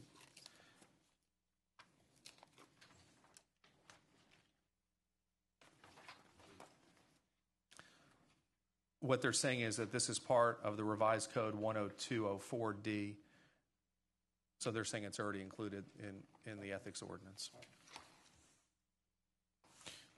Two more before Ms. Simon's amendments. On Article 7, Section 28, employment of relatives,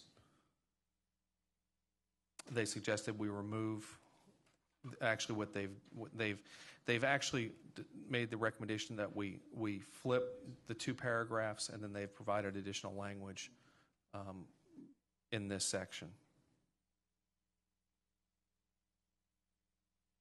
I'll give council an opportunity to read that.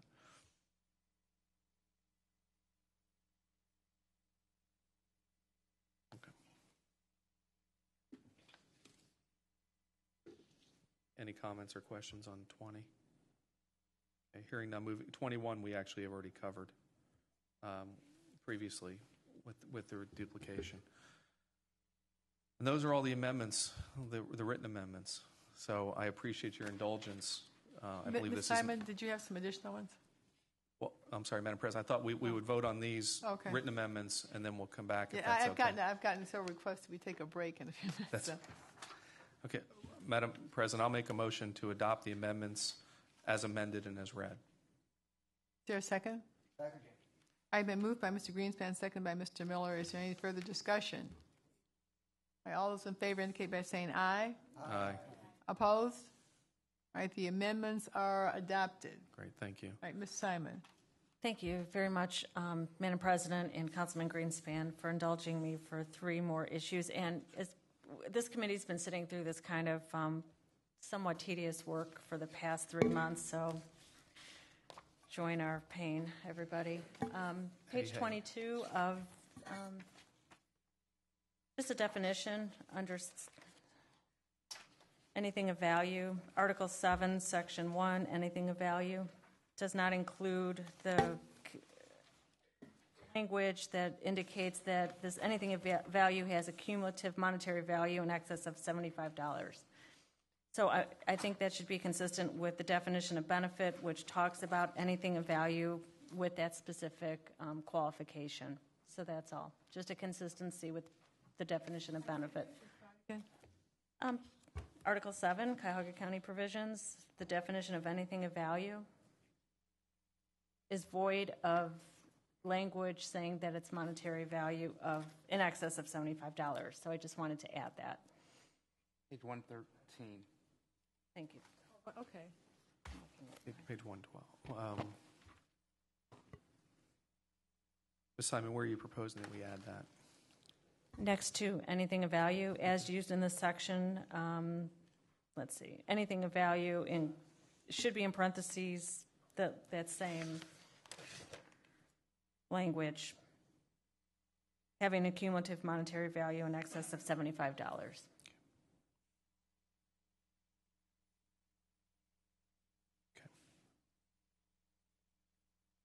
Okay. That was the one from the floor. The second one was page, let's see, Section 16, under Article 7, page 119. Section 16, misuse of official position. Section A, discussing public officials and employees of the county shall treat all citizens with courtesy, impartiality, fairness, and equality under the law. I'm going to recommend that that this be moved to the employment handbook, because if we leave it in this section, this is going to impose investigation by the IG of us whether we're being courteous to citizens. So I think the intention of this, at least when I was reading this, that this should be part of the employment handbook. And so I would ask that we remove employees of the county shall treat all citizens with courtesy, impartiality, fairness, and equality under the law should be moved to the employment handbook. And leave there, public officials or employees shall avoid both actual and potential conflicts between their private self-interest. So the continuation of that, only taking out this section as it applies to employees only, and to move that into the handbook. Mr. Miller. I need help in finding where we are. We're on page 119, and it's also page 29 of the small notes, and it's about halfway down, paragraph A, starting with public officials. It took me a while to find it, too, so. Thank you, Madam This President. is better known as the Rob Emanuel Amendment. Right. Do you see that, Councilman Miller? It's A. So what I'm suggesting is that the section that, at the beginning, that this part should be extracted from this and moved into the employment handbook. Employees of the county shall treat all citizens with courtesy, impartiality, fairness, and equality under the law. Period. Move that to the handbook and leave in public officials or employees of the county shall avoid both actual and potential conflicts between their private self-interest, etc. As I explained, the reason is this would become under the auspice of investigation by the IG of whether, public officials are being courteous to citizens, and I think that's beyond what the IG's office should be looking at. Any discussion on this? Madam President, Yes, Mr. Miller. I'd like to ask of Director Hara whether there's currently language of this nature in the employee handbook.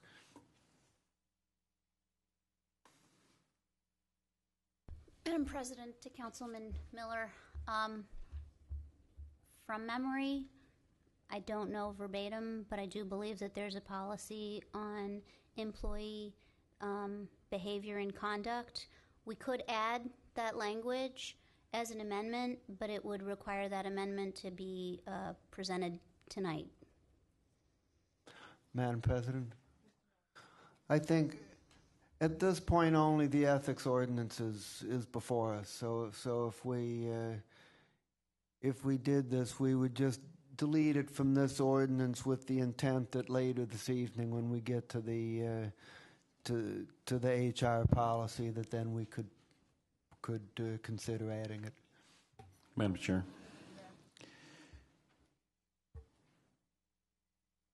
I don't see any reason why we can't keep this in here. I mean, equality under the law, yeah. Every public official or employee of the county shall treat citizens with equality under the law. What's wrong with that? Fairness, what's wrong with fairness, impartiality, or courtesy? I think that should be in here. Madam Chair, there's nothing wrong with it, but I think as public officials we have a different check on us than other than that which employees have. The employees don't have the voters. I don't think there's anything wrong with it, but I think we're naturally friendly and fair. But when we put this under investigation powers of an IG, it subjects us to perhaps different type of political quagmires than I don't think we should put ourselves into. That's all. There's nothing wrong with these things, and I think we all conduct ourselves fairly and with equality and respect for our residents and those citizens in our county. But we have a different check on us that employees don't have. So I think that's what's different about it. So you're saying you want to just take employees out of this sentence? Yeah. Well, take the employees, the whole sentence out. I don't think we should be subject to penalty in this ethics ordinance as public officials because we have a different check on us. I think we're different. We have a different check. We have voters. Employees don't. So I don't think we need to be put in a position under an ethics code. Just with respect, we've been sitting in committee meetings on the role of the IG and all these different procedures and the ramification of those.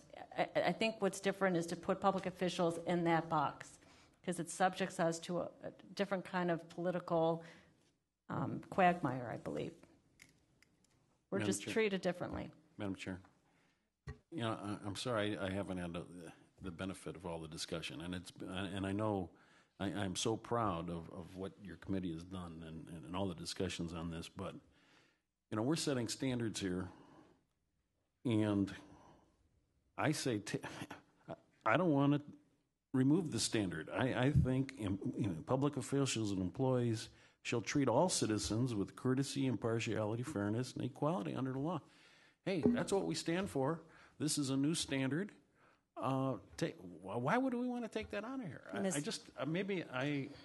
maybe I'm tired and I can't understand why it Yeah. doesn't belong here. Madam Chair, to Mr. Manor, maybe that is correct. You're tired because what this does is we all naturally act in a courtesy way. I don't think we should be mandated to act appropriately. Let's say you're having a bad day and you don't speak too nicely to Mrs. Smith, and Mrs. Smith calls up your political opponent, hypothetically, and said, Mr. Germano wasn't nice to me today, and then that's reported to the IG, and the IG calls you in and writes up a report on you that you might not have been so nice to Mrs. Smith that day, and that's now on record, and it's going to be in literature. So we're having a debate on something that I think we inherently abide by, and to subject us to, we can have aspirational language, but when you're subjected to an investigation by an IG because you spoke too roughly to Mrs. Smith, I think we're going way beyond the curve. And to suggest that we would not aspire to this is insulting, because of course we would. But why should we be subject to an independent investigation who I believe has much better things to be looking at as to how we treat Mrs. Smith? That's my position. I think this is over the top. Madam Chair. Politics should not come into this. If I said something wrong to Mrs. Smith, and it went to the inspector, and I'm saying this all seriousness, I should apologize and make a public apology, because we're not having equality under the law, fairness, impartiality. We're setting a standard here, and this is a high standard, and it should be. We've probably got the toughest ethics. I don't know, can I say this, Mr. Greenspan? Probably the toughest. Say it. It's probably the toughest ethics law in the state of Ohio, and I'm proud of that, because that's why we were elected, to bring. So I just can't understand why we'd want to even take this out. I think this is we all expect a high standard, and if we can't protect our citizens under the equality under the law, a good day. It's not that I'm having, and I just don't understand why we want to take this out. Madam Chair, because there should not be a mandate that you apologize to Mrs. Smith. You would do that without a code enforcing that. And if your failure to apologize would be subject to an investigation, I think that's a great misuse of resources of this county office that we're going to be establishing. I think it's a misuse of county and taxpayers' money to be running after council people and or other elected officials because they don't apologize. Equality under the law, that's different than being courteous. So that I understand. I don't even know exactly what that means, how we would treat somebody without equality under the law, but I don't mind that staying in. But certainly I'm not going to empower or commit resources to the IG to be running after us as a nanny to make sure that we're nice. I think we need to call the question on this. Mr. Fitzgerald, did you have a comment? Well, just one thing. One is I cannot imagine that there's ever going to be an inspection by this Inspector General, or an investigation by this Inspector General or any other Inspector General in America about whether or not Mrs. Smith was spoken to appropriately. That's going to be something that, of course, that would be absurd, and it would be a waste of her time and a waste of money. That's going to be something that if it was an employee, it would be handled by HR, still not by the Inspector General, because it's not an ethical or a fraud issue, which is what the Inspector General is going to be is going to be focused on. Just one other quick point. I mean, I don't have a vote on this, but those kinds of HR issues, they are different for employees that you are a separate branch of government. My HR director is not going to be able to call you in and say, I heard you weren't courteous about something. I mean, that's just a separation of powers. So once that function is delegated to HR, which I'm sure it will be, I'm sure we'd all agree that it will be. And by the way, we've had disciplinary issues in these 3 months of people not treating the public in a courteous manner, and we have disciplined people for that and suspended people for that in the last few months in a stricter way than has been done before in the county. But that's appropriate for HR because we are supervising those employees. We don't supervise county council, and our HR department nor our Inspector General will never be in a position to supervise you on those issues. That's just my opinion. Madam President. Yes, I think. Go ahead, Mr. Miller. I'm sorry, Mr. Jones. You want to say something? Well, Madam President, the county executive stole my thunder. My thought on this IG position was that we would have a strong whistleblower mechanism where employees, the 7,000 employees, could call in if there was a legitimate concern. The IG person would hear it. If there are illegitimate calls, which there certainly would be, then that IG would be able to be able to manage those calls, treat them as clues. And if a crazy call like the scenario that was just laid out was called in, we would have a quality IG person, which we do have, and I've enjoyed the conversations I've had with our Inspector General, and she will be able to put them aside and treat them as they give them the weight that they deserve or lack of weight that they deserve. And she can focus on those issues that will create a climate where where the executives, 7,000 employees, can say, if I see some impropriety, then I know with confidentiality I can make a phone call and it will be dealt with, and create a culture where everyone has the quality workplace that they deserve. And I might be using the wrong word, but I know none of us want a police state, but we all want a situation where the Inspector General will be able to manage that information and help eliminate the corruption and create the type of climate that the taxpayers and the employees themselves and we as elected officials want to have. Thank you. Madam President. Mr. Miller? Like anyone with investigatory powers, the IG is going to have to make choices as to what rises to the level that get investigation. And I think this is a good standard and will not create problems. I think we all aspire to this, so I'm for keeping it in. Madam President, one item in the past tonight, we voted on all amendments as one big amendment. I think that we may want to break this one out. Yeah, I agree. Do you want to call the question on this one? Well, let me ask this. Ms. Simon, you did a third amendment? Was that correct? Did you just have 3 proposed? I have one more. Okay. Madam Chair, it's at your Why don't discretion. you go to one more? Okay. Page 123 in our booklet, Section 25C, in situations, if you're all there, this is about secondary employment. It said we shall seek official advice from the Inspector General. What advice regarding what? I think we just need to put some specific in there. Potential conflict, advice about what? Yeah, Madam The President. weather, yeah. Madam President, this provision relates to secondary employment. No public official or employee of the county shall engage in secondary employment if that employment is incompatible with the proper discharge of official county duties or might impair objectivity or independent judgment on the job. This includes elective or appointed office in another jurisdiction or in a political party. So C says, in the situation predating the adoption of this ordinance, the covered person shall seek advice from the Inspector General within 60 days of the effective date of this code. So I believe reading it, and is that okay? Okay. Thank you. Okay. Thank you, Madam President. Thank you, Councilman Green. Simon, why wouldn't it go to Human Resources? Why would it go to the Inspector General? This is involving non-employees and public officials, and at that point, we're not subject to Human Resources. And I understand Councilman Greenspan, in the context of the beginning paragraph, this would, by implication, tell us what the advice would regard.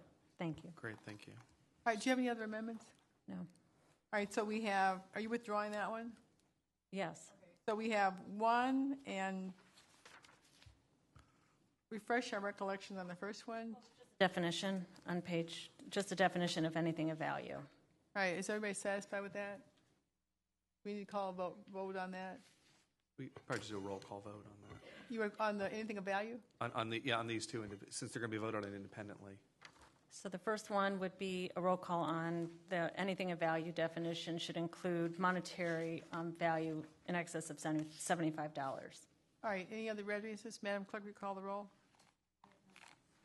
There was no second on these Motion motions. I'm moving to amend. Do I have a second? I'll second. Mr. Greenspan, second. Okay, I'm approving that amendment. We will start with Ms. Conwell. Yes. Mr. Jones? Yes. Conley? Yes. Mr. Rogers? Yes. Ms. Simon? Mr. Greenspan? Yes. Mr. Miller? Yes. Mr. Brady? Yes. Mr. Germana? Yes. Mr. Gallagher? Yes. Motion carries. All right, we adopt that amendment, and back to page 119. Do you want to refresh our recollection on that one? Madam Chair, thank you. The only change I was going to move to make this amend regarding was to remove the public official, remove the employees' language to human resource policy manual, and take out the public official being subject to this language there that we've discussed. Second. All right, moved by Ms. Simon, seconded by Mr. Brady. Any more discussion? Madam Clerk, call the roll. Ms. Conwell? Yes. Mr. Jones? Yes. Ms. Conley? Yes. Mr. Rogers? No. Ms. Simon? Yes. Mr. Greenspan? No. Mr. Miller? No. Mr. Brady? Yes. Mr. Germana? No. Mr. Gallagher? No. 2, 3, 4, 5. 1, 2, 3, 4. It's 5-5. Amendment fails. Amendment fails. Else? All right. Madam Chair, maybe I'll just withdraw this at this time and wait for Mr. Schron to come back and comment. I'll fill him in on. You can listen to the tapes. I think we need to conclude this, and we're going to take a very brief break. Yeah, Madam President, this concludes all the amendments, and effectively we've just passed the First County's comprehensive ethics ordinance, and I believe, and I'll take Mr. Germana's lead, I think this will be, or is now, the most comprehensive ethics policy in the state. I make that statement, obviously, with prejudice, but I want to thank my committee members. I always said from the first meeting when we were defining definitions that this is like making sausage, and this was probably the most in-depth legislative process I've been involved in, so I want to thank my committee members. I think the 14th Amendment was easier. And I want to thank everyone for that. Thank you. All right, Mr. Miller. We have to approve the whole amendment, actually. Yeah, we have to. Now, The whole ordinance. We just approved the amendments. Okay, so now we have to approve the ordinance. you're So, then, Mr. Miller, had you made a motion to adopt the ordinance as amended? So moved. All right. All right, moved by Mr. Miller and seconded by Mr. Rogers to, yes. Before we vote on it, I think it's, because of the complexity, I think we should have some comment as to what the process will be to merge all the amendments into the previous ordinance and to get the final language. Who's going to handle that, and how is that going to take place? I'll take care of it. Well, would it be appropriate then, I don't want to pass this for another week, to get all of these in order and pass it for another week, but are we satisfied that we have all the amendments properly recorded? Because we can go back to the tape. Mm-hmm. Okay. I'll make the, Madam President, I'll make the amendments. All right. Anything further, Mr. Miller? Are we calling for a roll call vote on this, or can we do a voice vote? I think roll call. Just put a little cog in the, Okay. or wrench in the wheel or what have you. As we had amendments that were brought forth at the table, we were supposed to, I believe, have suspended the rules in order to, because they were not written amendments? Or am I incorrect with that? Madam President, to the clerk, actually, in the case of all the amendments were written except for the one amendment that Sonny Simon offered about the $75 of value. So therefore, I would make a motion that we suspend the rules to allow that the amendment regarding the $75 of value be included in this ordinance, despite the fact that it was not provided in written form. All right, been moved and seconded on suspension of this rule. All those in favor indicate by saying aye. Aye. Opposed? None. All right, the rules are suspended. Now, do we have a motion to adopt the ordinance? That was made and seconded already. All right, is there any further discussion? All right, Madam Clerk, will you call the roll? Approving the ordinance as amended with amendments brought forward on the table. Is that correct? Yes. Ms. Conwell? Yes. Mr. Jones? Yes. Ms. Conley? Yes. Mr. Rogers? Ms. Simon? Yes. Mr. Greenspan? Yes. Mr. Miller? Yes. Mr. Brady? Yes. Yes. Yes. Motion carries. And we have adopted an ethics ordinance. Congratulations, ladies and gentlemen. All right, we have been at this for 2 hours and 15 minutes. We're going to take a very short 10-minute break, and we'll come back with item 16. Do we need a motion to take a break? All right. We'll be back on item 13 in about 10 minutes. Yeah, sure. Okay. I will.